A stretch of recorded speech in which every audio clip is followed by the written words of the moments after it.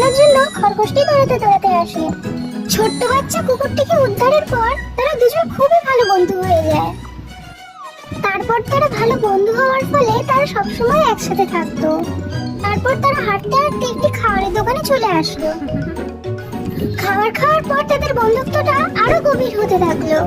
তারা একই সাথে থাকা, একই সাথে ঘুমানো, একই সাথে চলা এবং একই সাথে কাজ করতে তারা খুব ভালোবাসতো। হঠাৎ করে তারা রাস্তায় দাঁড়িয়ে পড়ে এবং সামনে এসে ট্রাকটি তাদের মেরে দেয়। তাদের এত বড় অ্যাক্সিডেন্ট হওয়ার পর তাদেরকে অ্যাম্বুলেন্সে হসপিটালে নিয়ে যায়। ওই বড় অ্যাক্সিডেন্টের থেকে খরগোশটি বেঁচে যায়। খরগোশটি সারাক্ষণ ওই কুকুরটার কথাই ভাবতো।